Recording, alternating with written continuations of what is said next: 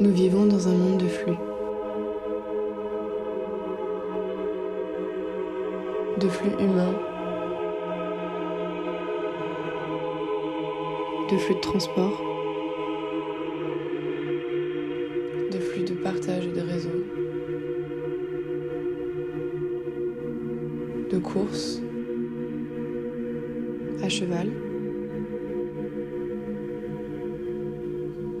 en moto, en Formule 1, derrière le bus, aux Jeux Olympiques de 776 avant JC. L'humain est bercé par les flux, et ce depuis la création de l'argent. Une monnaie d'échange pour acquérir de nouvelles choses, donner un rond doré pour recevoir, le principe du troc, de l'échange, du transfert. Et c'est ainsi qu'est né le capitalisme, avec les flux, la mondialisation, l'envie de l'homme de couler dans le flot. Mais quand est-ce que s'arrête le flot? Quand est-ce qu'on se pose? Quand est-ce qu'on arrête d'être sans cesse connecté au monde entier? Et quand est-ce que l'on arrête d'ingurgiter tout ce que l'on nous montre?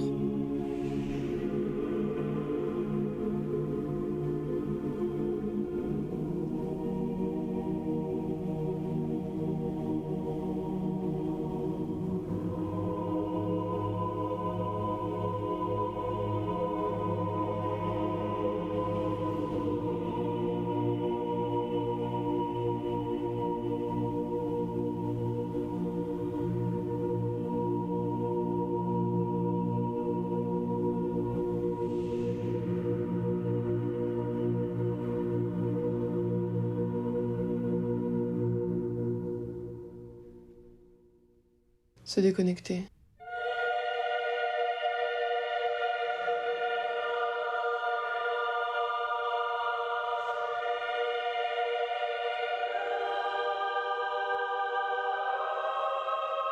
Pour voir le monde autour de nous, celui qui existait bien avant les flux,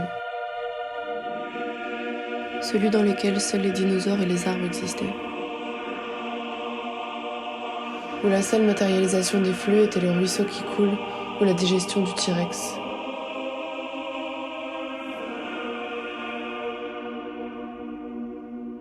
Le monde est cyclique. Les bouchons dans Paris peut être la seule pause du flux. D'ailleurs, c'est agaçant quand le flux s'arrête.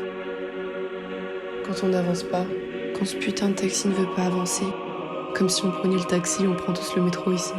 Version un petit peu idéalisée du métro parisien. En vrai, c'est plutôt ça. Il y en a quand même qui s'amusent avec le flux. Il y en a qui voudraient l'inverser. Il y en a qui se cassent la gueule dans le flux.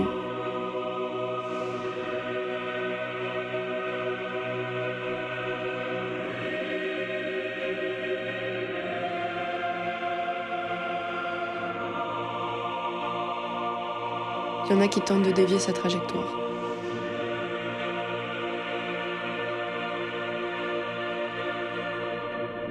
Il y en a qui tentent et il y en a qui y arrivent.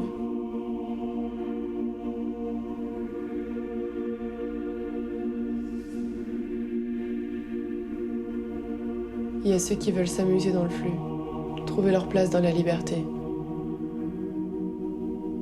Il y en a qui expérimentent les flux verticaux. Ouais, c'est marrant la gravité.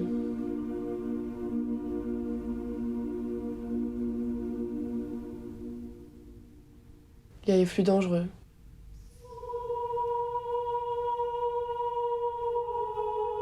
Les flux qui donnent la nausée. Les flux qui étaient trop lourds à porter. Les éléments aussi suivent le flot. Le vent, l'eau, le feu. Mais si l'homme arrive parfois à casser le flux, on avancera toujours. Chacun à sa manière.